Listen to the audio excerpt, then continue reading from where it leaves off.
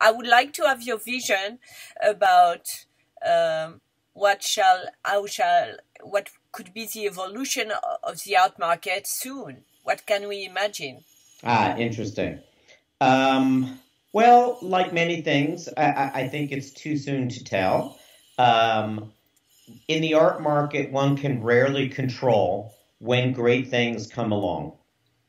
And so the art market depends a lot on the randomness of timing in times that are financially easy and in times that are financially difficult. The market in general is composed of leaders and followers. So at a time like this, leaders, whether they are leaders who are the passionate collectors who truly drive value over the long term and taste, for those who are not acutely affected financially in the short run, and to my experience, at least with the collectors I work with in advisory, they are not. And they are people who are equipped to handle ups and downs in the general economy. When great things come along, they transact. I mean, we've had clients very busy over the last few weeks. Really? And continuing to be busy because great material has been presented to them and in private deals. Yes, in private deals, absolutely.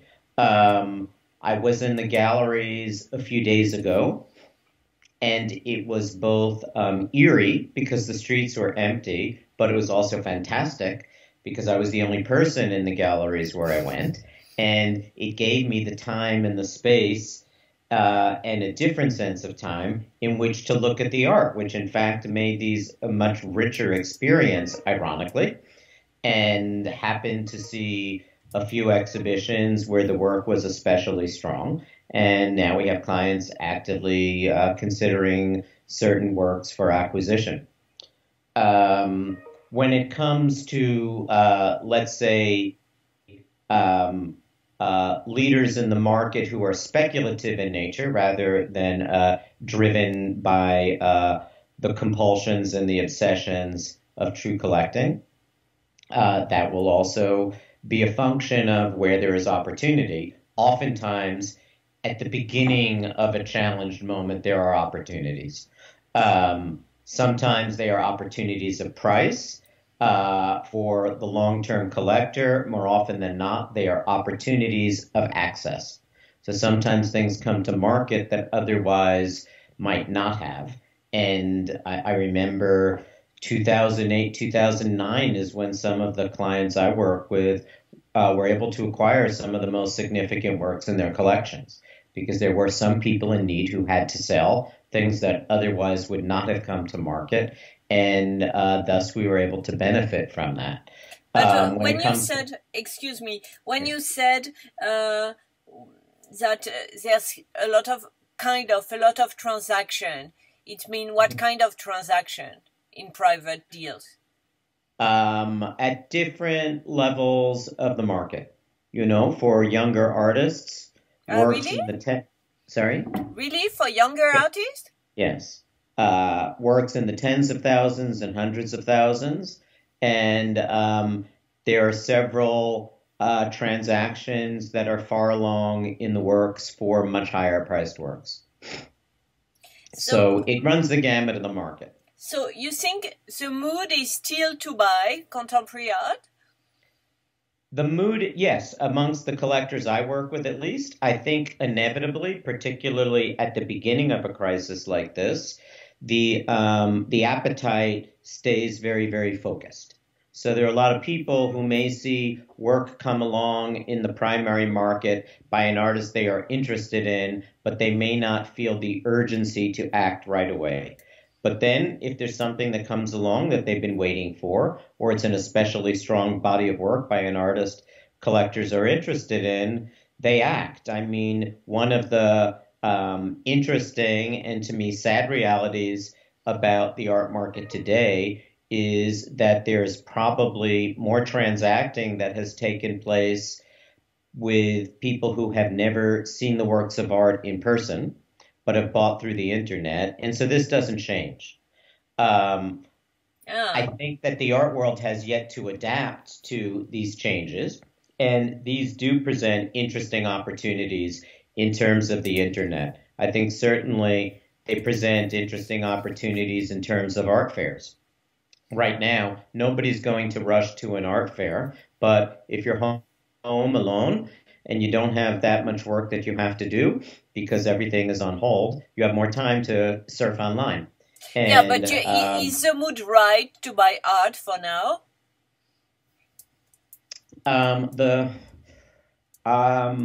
Well, for some people, I think that there won't be a strong enthusiastic mood to buy, but at the same time, as I say, for collectors we work with, there does not seem to be any immediate impact on appetite. The appetite is still quite strong when it is the right thing.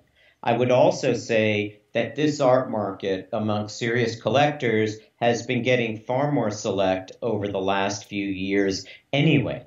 And so we see far less impulse buying. And so, I think that part that one would expect to be less active at a moment like this has been less active in general before this. Okay. And what about the auctions? The auction remains unknown. We have to see what happens. Clearly, some houses have postponed auctions for now. Everybody remains on hold regarding May. Where are we? We're still like the third week of March, just on the cusp of that. Decisions do not have to be made for a number of weeks yet about March. If the development of the virus is such that it has reached a kind of saturation and infection and acute threat to people's lives begins to go down on the arc, meaning if it's already crested and we begin to have a clearer sense of not of the virus spreading in unknowable ways, but of being contained in knowable ways, it may just be that you have the right material in May and there's an increased appetite for it because people have been waiting. It depends also on consigners. I mean, right now we have due up for sale in May, the Macklowe Collection, which is extraordinary. So what? And there are works in that collection that... What collection, sorry? Macklowe. Macklowe? Macklowe. Yes. Yes. And there are so many exceptional works in that collection that they are the types that collectors wait a lifetime to find. So if great material of that sort becomes available in May, whether people can be exploring it in person or in great detail online, I think they can't afford not to act upon them because most of these opportunities don't happen a second time.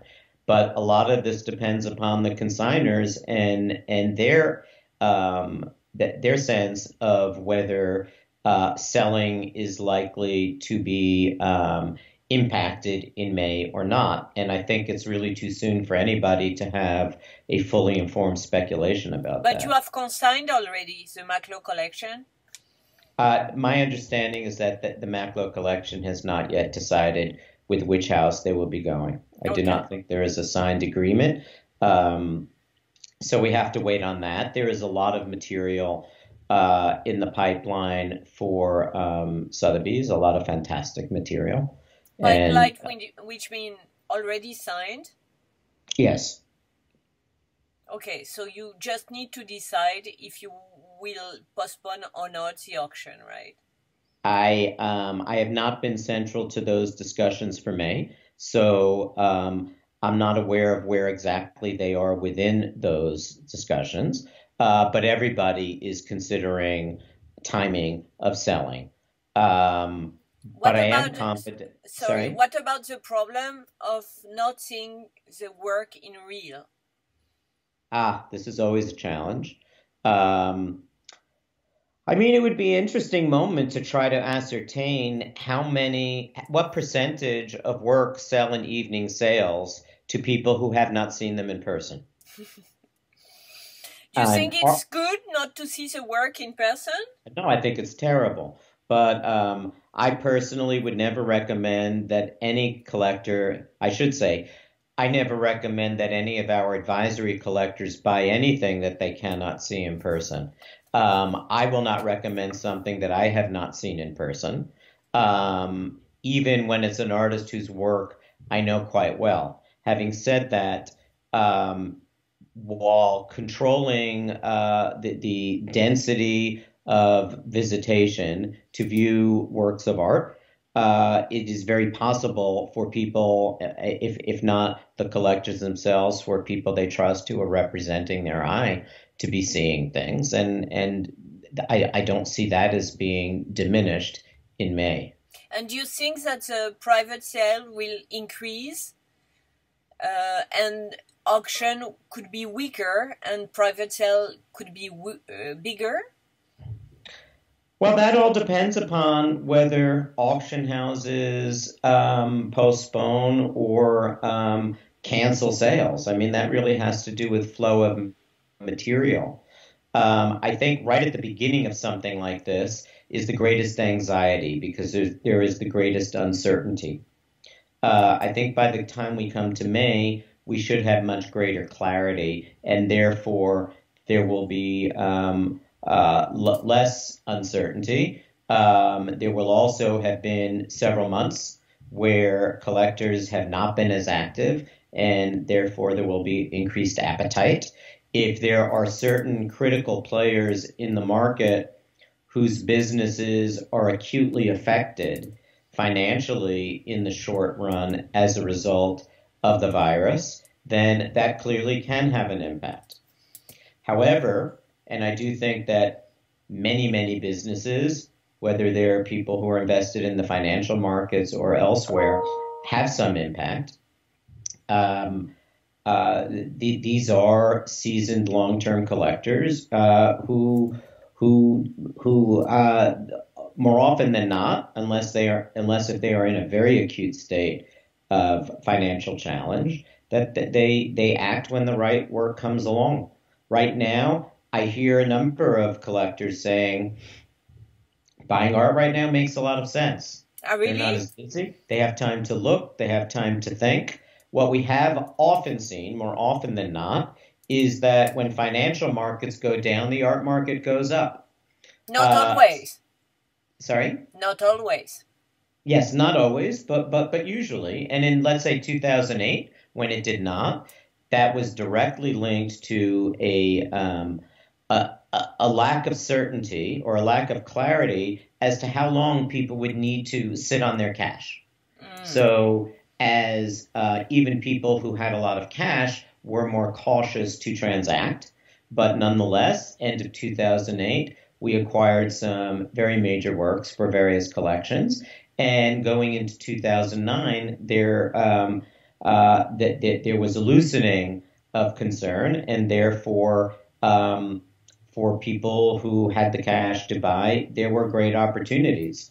As I said before, the market's always made of leaders and followers. So the followers will have to see what the leaders do before they reach the conclusions of what their levels of comfort are.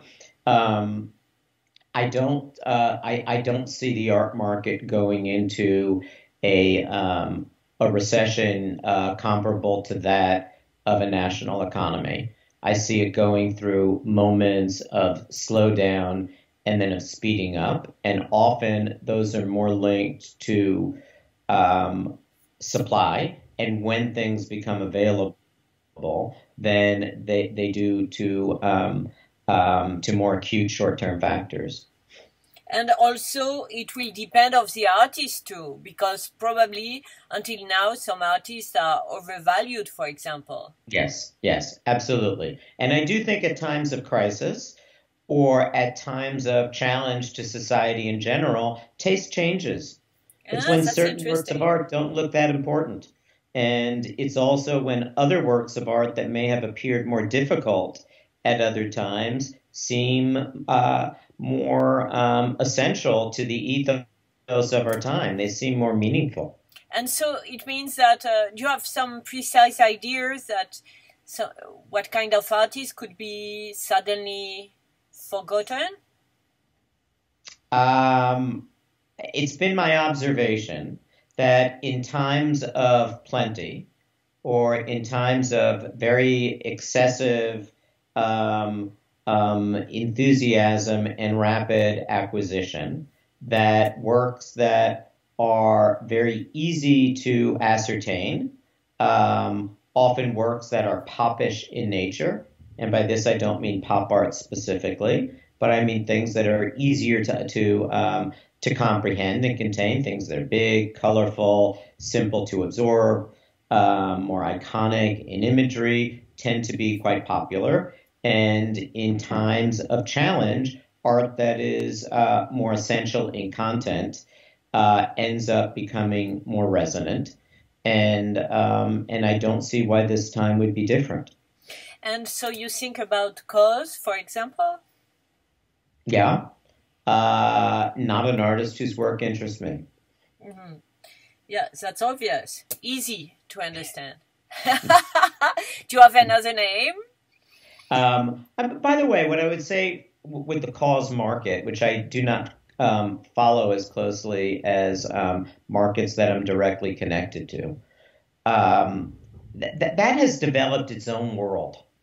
So that the collecting of artists like that have pervaded popular culture, where there are newly acquired concentrations of great wealth that really haven't existed before in the art market. So we really have yet to see how they behave. I'm not convinced. Wait, sorry. I was going to say I'm not convinced that market is driven by what we have thought of as the typical collector who has driven the art market in decades past. So we have to see how this market reacts. And what about Marc Bradford, for example? Marc Bradford is one of the most significant, respected artists who have emerged in many decades. There continues to be the interest in the work, and the demand for the work will always be in proportion to the quality of the work and the quality of the content. So if he continues to make vital work, there'll continue to be significant appetite for it. I think there is probably a sense, I should say, every artist market goes through arcs of demand and restraint. And I think that there has been a massive amount of collecting across the market amongst very serious collectors of different types who have acquired significant works by Marc Bradford.